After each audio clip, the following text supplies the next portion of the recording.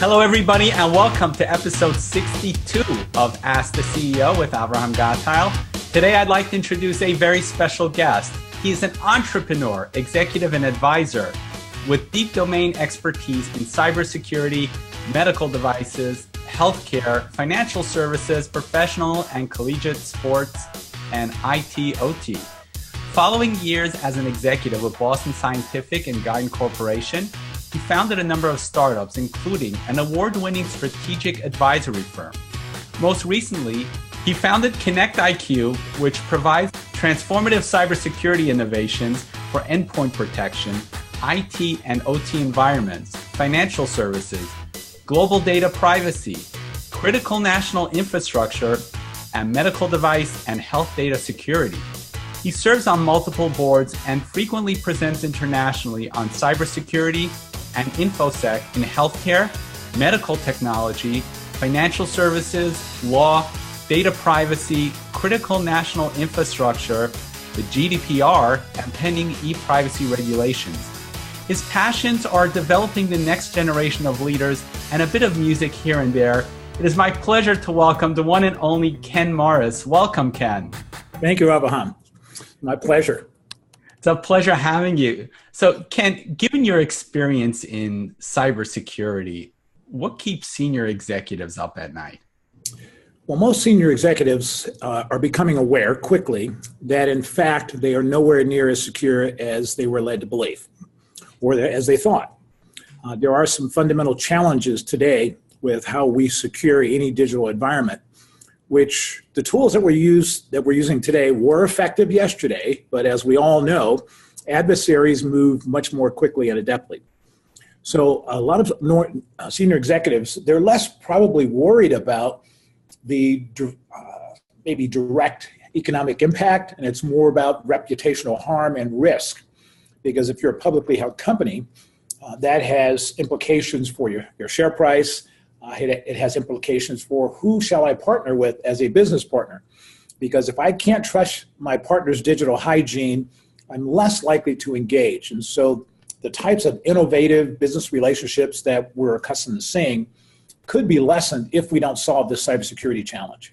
For sure. And it goes beyond just the security. Like you said, it's the reputation. Who's going to do business with you if you don't take care of your own security?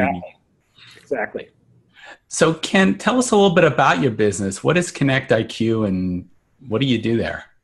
Well, it's interesting how KnectIQ got started. I started thinking about this about 6 years ago.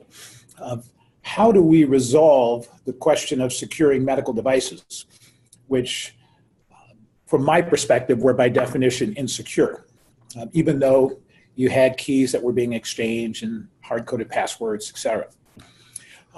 That, I believe, was insufficient 6 years ago. We now know it's insufficient today.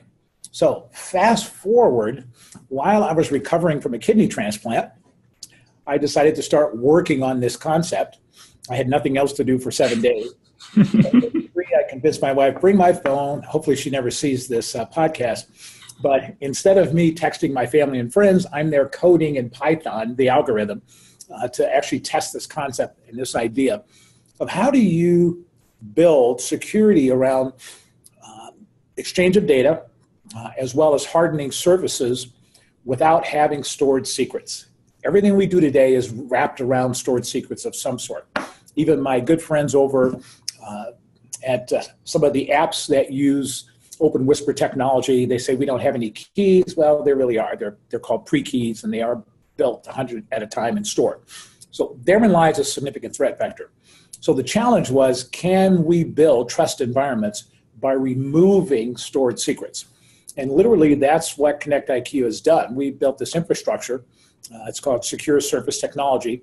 And what it allows is that for individuals to engage, come and go on demand, and it can be programmatic, it can actually be done by humans, doesn't really matter to us.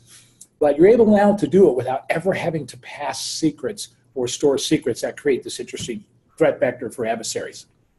Now, just real quick, for those listeners that may be unfamiliar with the technicalities or the technical aspects of this industry, can you just give us a brief overview of what the significance of the stored secrets are? Sure. Today, most everybody has heard of encryption. Encryption works really well today. We don't have quantum computers yet. That is coming soon. But for the moment, if you can encrypt data, either at rest or in flight, you're actually in pretty good shape. Because the resources necessary to decrypt the data without having a key are extensive, so most people don't bother. And that includes nation states at some level. And what we did was look at the process today of how do you protect data not only at rest, but also, we would argue more importantly, in flight, because that gets to transactions. And business and people's lives move around how do we transact with one another moving data. So if you're going from point A to point B, you have to generate a key here that encrypts the data, meaning it's just a bunch of garbage. The keys are either symmetric, which means they stay on, there's one stored on each end, exact same key, very fast, and it has some benefits, but a downside is it's stored, and it's the same one. I just need to compromise either.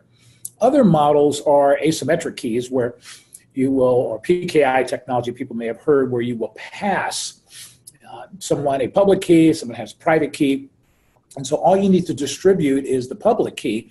Well, one of the challenges today is we now know that it is possible to grow the private key, which you need to encrypt, decrypt, from the public key. So that would keep me up at night, knowing that if they intercept that, then they could replicate that. Absolutely. Got it. So what we're looking to do is to try and take the anxiety out of the environment, because we're all globally interdependent these days around data. And so just basic cybersecurity is you want to encrypt end-to-end, and you will hear end-to-end encryption a lot. You will hear endpoint encryption. That's all good, but the core question to ask is, are the secrets or credentials being stored somewhere? The solution to that today is we will create a security vault, digital vault. And you may have heard it with crypto wallets, for example. They basically are digital vault. So you'll store the key in there. And when you need the key to actually decrypt data or get access, you go get the key. Well, you have a mirror in the mirror infinity problem, because the key that you use to store it in the vault now has to be stored someplace. And what about that one? And so it just goes on and on and on. And one of the things that we wanted to do was to eliminate all of that. It's incredibly expensive. It's time, it's resources. People still don't know where all their keys are. Now, there is one exception that we recognize for needing to have a stored key. And that is, if you have data that is just stored someplace and it's encrypted, that key cannot change. And that we understand. So we built a solution around that in terms of how do you protect the vault that has to have the key to actually get into the storage. So that's kind of encryption 101 and a little bit about what we do about it. There's a whole variety of methods of cryptography. As many people may know, Cyber Central, or Cybersecurity Central, is Beersheba, Israel. And I have a lot of friends over there, and hopefully soon to be family as well. But the piece that's interesting is how we think about cybersecurity today and how we think about encryption and hiding secrets, those types of things. If the public really knew how relatively insecure most nation states' data and most companies' data are, there would probably be a revolt. But most people don't know. Ignorance is bliss. In this case, yes. It's interesting with IoT technology pretty much everywhere. Cybersecurity is a big issue because a lot of these devices were created at a time when they were just a novelty. We're talking security cameras, light switches, connected plugs. I mean, simple things that we all have around our homes. They were manufactured at an earlier time.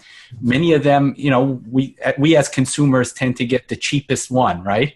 Yes. And you hear situations such as 25,000 security cameras being hacked to form a botnet and take some website down, or 100,000 TVs and refrigerators, those cool smart refrigerators that order your groceries for you.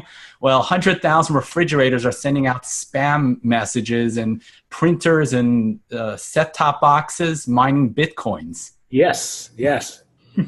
Well, and that poses just really interesting challenges. On a related matter, I was meeting with a gentleman who works for the nation of Australia. And we were talking about threat surfaces. You think about IoT endpoints, and we would argue it's not just Internet of Things, which you beautifully described, but it's also about operational technology. So if you have a SCADA network or distributed computing service network, think about nation states. And in the context of the discussion with the gentleman from Australia, they were talking about traffic light systems, so stop and go lights that are internet capable and controlled. Well, there are IP addresses stored on these things that are sitting out in the middle of nowhere. If I'm in a rush, I just hack into the address. Yes, or if I'm looking to do damage to a nation state, I don't need to go to the middle of New York or Minneapolis. I go out deep into the country somewhere and find an access point that is unguarded or has a simple stored password. And so to the degree that I'm able to compromise that particular device, I now have free reign, literally back up through the channels into the actual operating environment. And so what happens if you're at an oil refinery and someone decides to cause the readings on the pump or the processing facility to read normal when in fact it's in a critical mode? These are the types of challenges that we face that are becoming pandemic just because of the growth of these endpoint devices and edge computing devices. And the challenge becomes, how do we create a trust infrastructure where only those devices who need to be talking to other devices actually do so? Today, we're not built for that because, as you mentioned before, earlier, this was not considered a threat surface. And so we simply didn't design in those security protocols. What we do at KnectIQ is we are backwards compatible and future-proof in the sense that we work with basically legacy devices to provide an opportunity for those to be secured, as well as we think about quantum computing and what that means for the future. How do you begin to protect data that needs to be encrypted in flight? Who would be an ideal client? Well, ideal cuts across a number of vectors. Nation states, so critical national infrastructure. So if you're responsible for securing your energy extraction and production and distribution network, and that could be oil and gas, that could be electricity, doesn't matter. You should call us. If you're looking to protect health data at the national level, in terms of assuring that only those who are authorized to get access to that data get it, and they only get it when they need to get it, because our technology is fairly flexible, you should call us. If you're looking at connected cars, autonomous driving, one of the biggest challenges today is how do we know that that over-the-air update that is coming down is really coming from the mothership? We presume it is. We put signatures in that says that it is, but we don't actually know the genesis of that, and we really don't know if things have been injected and so on.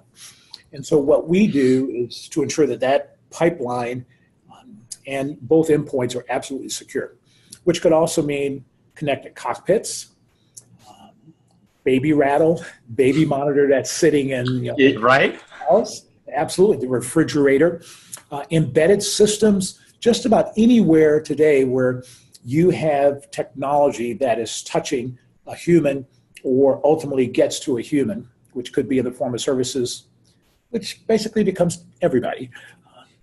They probably should give us a ring. Super. Ken, what role do you think blockchain will play in cybersecurity in the coming years?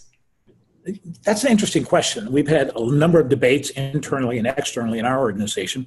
We actually use blockchain for a portion of what we do. We don't want anybody changing history and logs. So we don't even trust ourselves. We don't want to know what payloads are. We just want to ensure that the environment's trusted. So blockchain is really good if you want immutability of data. Today, as far as I know on the planet, there is nothing superior to that technology. Some people are trying to adopt blockchain for cybersecurity purposes in the sense of we will create a moniker or identifier for a particular device and we'll store it on the chain because you can't change it.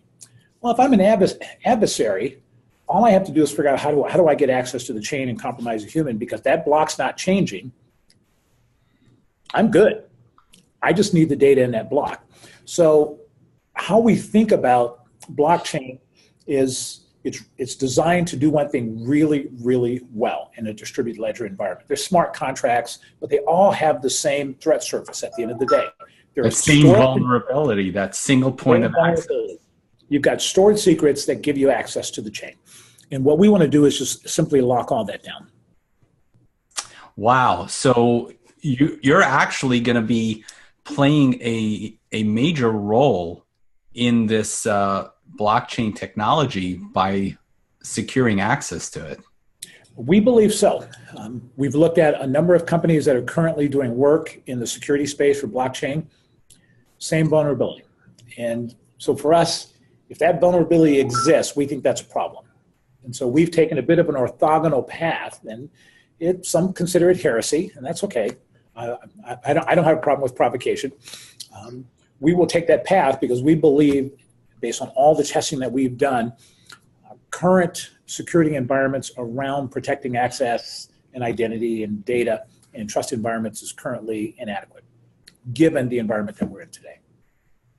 And I find it interesting that nobody really talks about this. That's correct. Why would you? Particularly if your monetization model, whatever it is, private data, it doesn't matter, hardware, if that's built around, I'm going to protect your secret, give it to me, and I will store it, and I'll put another secret on top of that, another one on that. That's a very robust business model as long as the customers believe that that's the only way that you have to go.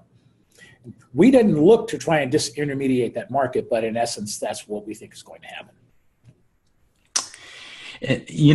There've been numerous data breaches at some prominent companies.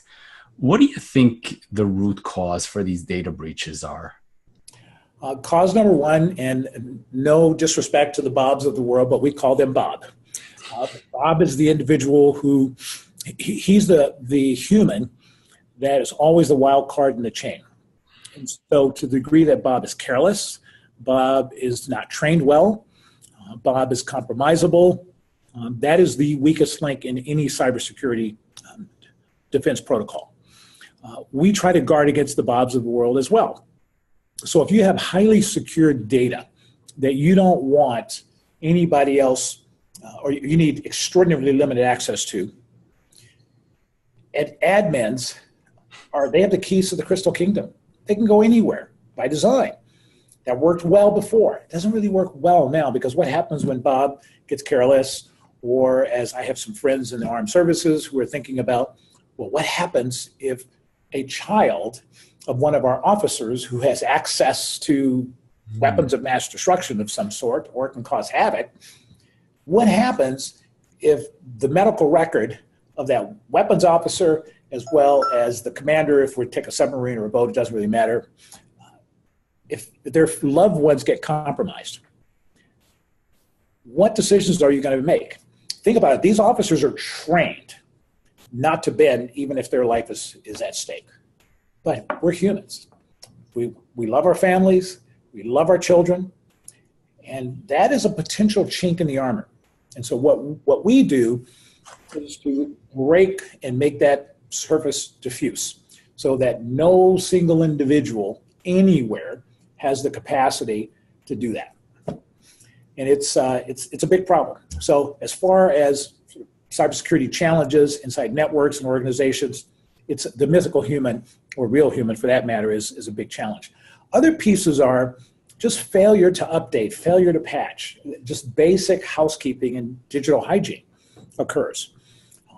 A lot of the threat surfaces would be remediated if organizations took greater care to do that. And so we encourage the people that we work with, take care of the housekeeping. What we're going to do is we're going to be the sentry on the wall, not to let those threats in that are trying to compromise you externally. And that gets into this big debate inside large organizations. Is perimeter defense even usable today? And I would argue in the affirmative, but there are some contingencies. If you don't adopt a technology, it doesn't have to be ours, but something similar to what we do, perimeter defense is a problem. And if you look at all the solutions today that are out there, intrusion detection systems, intrusion protection systems, artificial intelligence, machine learning. Most of these are built around models where you have a signature that you have to find. If you recognize the signature, you can stop it at the gate. But what if you don't? Or what if there is no signature? Comes in. Well, AI and machine learning become the backup to that in a lot of instances in large organizations. That's good, but you still have time it takes for that engine, that AI or machine learning engine, to understand what's going on here. And milliseconds is an eternity in computer time. And so there's still this problem of I got access, I'm in, and now I can move laterally. So the goal at the end of the day is to say, you don't even belong here because I don't recognize you. And so maybe a good way for you and your listeners to think about this is think about the human immune system. We all have a master histological complex, which is sort of our digital fingerprint. And the reason why we have rejection in transplants, which I kind of know about as a recipient these days, is because they don't match. And so our defenses say, I don't know you, you're not going any further. That's a bit around the signature model as well. What we do is move that to outside, for all practical purposes, the network or the device. You're not getting in because I don't recognize you at all. So you don't even get access to come in and wreak havoc, to actually move laterally. That's a great example, and it really helps illustrate how security works. Yeah, it's this is just a enjoyable period of time. Most people say that's really interesting because you're thinking about security and all the things that could occur. I said, that's true, but I'm also heartened by all the good that could occur if we can create what we like to call the second Renaissance. I don't know if your listeners are familiar with so how the Renaissance started to flower in northern Italy. The Medici family played a great part in that. They just brought all these great minds together, threw them into their compound and say, be brilliant. Didn't tell them what to do. And it's the ability for people and organizations, nation states, companies, it doesn't matter.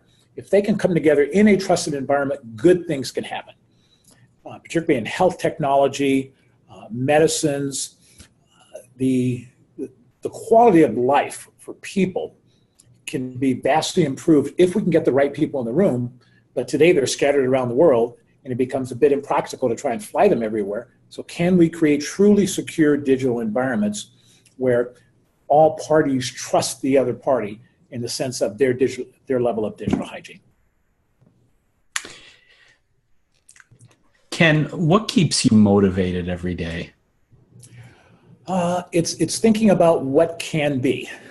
There's a word I have that sits on my desk, which I'm in a conference room now, but it's the word imagine. And so and behind that is what if. If we can get things right, certainly as people, enterprises, organizations, nation states, to the degree that the environment in which we operate is one of trust, and I'm speaking now of primarily digital environments. If we can do that, we are much more likely, due to interesting collaborations, bring together orthogonal solutions that we hadn't thought about because we were all in our silos. Today, from a digital standpoint, we're all in our silos. And it hampers the ability for exponential growth to occur and benefit to all parties because we're only looking at our own little world and we're not thinking about, oh, I'm being pollinated by this over here that could actually help this exponentially move forward. So that's what keeps me going, the fact that I think we can achieve that, but it's going to require trust environments, which today I would argue we don't have. Great. And there's a statistic that many small businesses fail within the first year of their business. Where do you think entrepreneurs go wrong? Drinking their own Kool-Aid. It's probably the best way to describe it. That's definitely a first.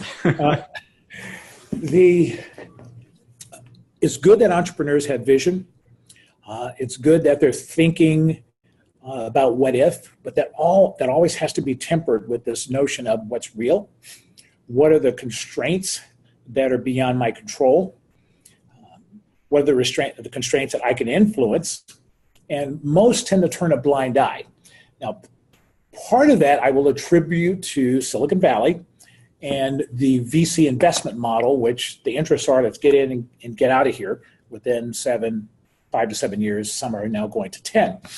But the interest become, we need to see this return, as opposed to let's build a great, solid company with good people. And because we did it right, and then there's a saying that whenever I hire a new employee, a team member, we talk about this. I said, profit is nothing more, and however you define profit, is nothing more than doing the right thing in the right way at the right time and for all the right reasons. One of the challenges I think entrepreneurs have is they're so focused on tomorrow and the big picture that they lose sight of we're still people, we have feet of clay, we are grounded, this is where we live. So the question is, how do you take those two and do this? And that's one of the things that we think we do fairly well at KnectIQ. I think it's also an attitude where, people are constantly multitasking. They're looking at their phones while they're walking, while they're doing things. And I think the key is to have presence, to focus, I'm here right now, I'm doing this. Like you and I are talking right now, I shut my phone off because the last thing I need is to have, an email pop up, or worse, the phone start ringing and then I forget where I'm going. Or when you're with your family, to be present. So the same thing when it comes to entrepreneurs. Yeah, you're thinking about tomorrow, but you're here today. You have to pay the bills today. So that's correct. That's absolutely correct. There's a great book, and I'll have to send you the email, but it was written by a professor from McGill University. I read it probably almost 30 years ago. Chapter 4 is probably the most important. But he talks about this idea of presence, but in a slightly different context. He notes that even 30 years ago, people in business prior to that used to have plenty of time to just think and ponder. You don't see that much today because everybody is running. And their attention and focus is so diffuse. And as you said, it could be they're thinking about their phone or whatever they happen to be doing. And the challenge is the deep thought that's necessary, I believe, to come to really interesting and intriguing solutions around some of the problems that we all face. It doesn't really come about by having your attention constantly unfocused. And now we know, thanks to some friends at MIT who've done the research, there's no such thing as multitasking. Right. Switching, yes, but not multitasking. And so the concept that you can do multiple things at one time is a bit of a fallacy. And so one of the things I try to do here with my team is to ensure that whatever you're on, that's what you're on. Unless we have an all hands on call, I don't want to see you here after 5 o'clock. Go home, be with your family, do something that's orthogonal to the business. It's just unrelated because I want you fresh the next day. But it does make for, I believe, a more balanced approach to sort of startup life. So we're probably a little different in that regard. No, that's fantastic. And by the way, what's the name of that book? Do you know? Oh. Or you could send me the title. I'll put it in the show notes. I'll send you the title. I'm an avid audiobook listener. Oh, wonderful. Well, I don't know if it's in an audiobook. It's 30 years old, but I will get the name to you and the ISBN number in case you can still order it. Yeah, wonderful. Ken, where are you looking to take this business, say, in the next 5 years? Well, in the next 5 years, we are an infrastructure play. Nobody needs to know we exist except for those who are paying us our shekels every month. We don't really care. You can't even see what we do because it's all happening behind the scenes. So our goal is to be present in all of these critical areas, such as critical national infrastructure and all the pieces that are attached to that, manufacturing, all the pieces that are attached to that, health systems, all the pieces that are attached to that. To the degree that we can hit a good 10 to 15% of the market, which I think we can do. But then we're talking about a global sort of addressable market of securing devices and endpoints of around 200 billion. So securing 20 million of those is going to be a significant undertaking, but we think we can get it done because we've designed this to scale. So that's where we would like to be in that time frame. and position the company that to the degree we're either acquired or we're able to make decisions about we're just going to continue to grow it. But we want to ensure that the culture and the purpose for which we built this technology doesn't become abridged in any way or adulterated. Great. Ken, I know you're a busy guy, we're going to let you go, but just before we do, how do people find you? Well, they can reach us at KnectIQ.com. That's KNECTIQ.com. They can send an email to secure@KnectIQ.com. They can call us at 651-343-3117. And if all else fails, our friends at Google or some other search engine, Google, you owe me now for this plug. For any search engine, just type in KnectIQ, they'll find us. Great. And I'm going to put that in the show notes as well so people can just click on that and get right to you. Wonderful. Appreciate it. Ken, are there any parting words of wisdom you'd like to share with the audience? Yeah, just one. There is a belief that you cannot have security and free movement of data. It is true that zeros and ones like to be in movement, in motion. They don't like to be just sort of clogged up and sit still. And so if you're looking to monetize data and things that are attached to data, you can in fact do it securely without violating the privacy of those if it's private data. Contrary to popular belief today. Today people believe it's a trade-off. We don't believe that that's true. We believe that a solution like ours provides the optimal mix of highly robust security around the devices and the data, and at the same time to allow the genesis of that data, in this case people or whatever devices, as well as those who are controlling the data, to rest assured that it's only going to go to where it's supposed to go. Great. Ken, thank you so much for sharing your time and your wisdom. I really enjoyed having you. Wonderful. And thank you, Avraham, for having me. And when I'm in New York, I will let you know.